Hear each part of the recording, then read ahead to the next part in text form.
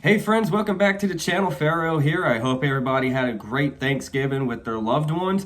And we are back on the channel today to talk about Survivor Series tomorrow night from Chicago, Illinois at the All-State Center.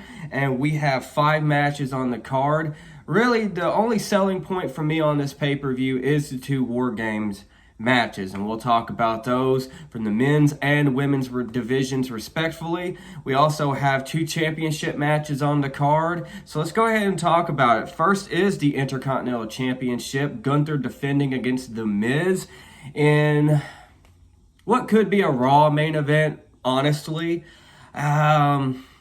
I'm sure these two are going to go out there and throw down and have a pretty solid match. I think it could be the sleeper match of the evening. It's not going to top whatever madness or insanity is going to transpire in WarGames, but for one of the singles matches on the card, I think it could very well deliver. The Miz can definitely work when the time calls for it for his character, but there's no way Gunther's dropping the IC belt before at least the Royal Rumble. And certainly not to The Miz. Miz doesn't need it. He's already an 8-time champion. That's cool. He hasn't been booked at Strongest this year to begin with. Had a long, lengthy losing streak, so there's no reason for Miz to win the title. Gunther retains.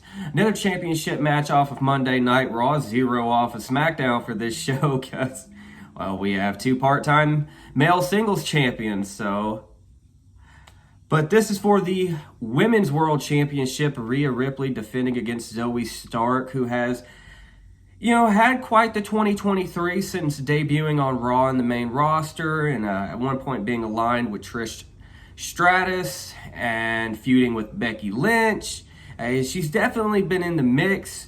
I still don't think she's as over as maybe some of the other women on that roster. She could still get there, though. I definitely am a fan of her work, but I do not see her taking the title off of Ripley. Rhea retains. Up next, it has listed as the Men's WarGames match, Team Cody versus Team Judgment Day. Cody Rhodes, Seth Rollins, the world champion, Jey Uso, Sami Zayn, and the returning Randy Orton are going to take on Judgment Day members Damian Priest, Finn Balor, JD McDonough, Dominic Mysterio, who for some reason people say I look like, and Drew McIntyre, who is not officially aligned with the Judgment Day, but will be teaming with them. And we'll see where that leads to. Drew's obviously in the beginning stages of this heel turn, a justified heel turn at that. When I look at this match, it could go either way. The way I looked at it initially was that the babyfaces would get the win in this match, but it could very well go to Judgment Day because of the look on Jey Uso's face at the end of this past Monday's Raw when Cody announced that it was Randy Orton who is going to be the 5th and final teammate for the WarGames match, and just the look on Jey Uso's face because long-term storytelling.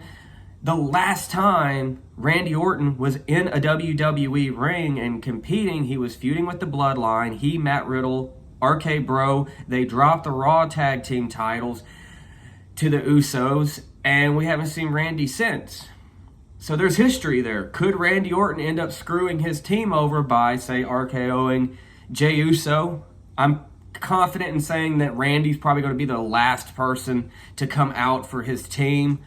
But if I'm gonna guess on this, I'm gonna say Judgment Day takes the win. I'm gonna say the Judgment Day takes the win on that one. I could be wrong. We will check back when I do my review after the fact. But I'm taking Judgment Day to win the Men's WarGames match. It's gonna be a good night for Judgment Day.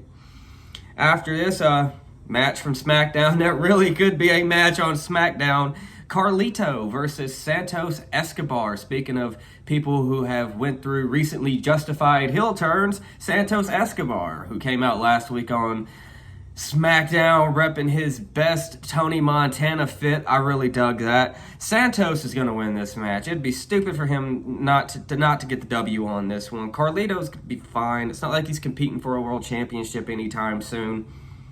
And last but not least on the list of matches, again, these are in no particular order, it's just the order that they're in the list in front of me. It is the Women's WarGames match. Bianca Belair, Charlotte Flair, Shotzi, and Becky Lynch. 4-on-4. going up against Damage Control, the recently strengthened and bolstered Damage Control, now with Asuka and Kairi Sane in the mix. But Io is going to be in this match, as will Bayley. I'm going to take the babyface team to get the victory on this one. Yeah, it would be solid for Damage Control to get the win, but they keep teasing it as if Bayley's going to get kicked out, so maybe she loses on behalf of her team. She takes the pinfall or taps out, and that is what ultimately gets her kicked from Damage Control. So that's it. That's what we got on the card right now. Unless they add anything new on SmackDown, no Roman Reigns, no Universal Championship, no Logan Paul, no United States Championship. Kind of not vibing with that on the SmackDown side of things. So it'll be interesting to see what they do on the Go Home episode of SmackDown tonight. And I will catch you guys after Survivor Series with your review. We'll talk about the show. Until then, please like this video, lay the SmackDown on it if you enjoyed today's content, and I will catch you next time.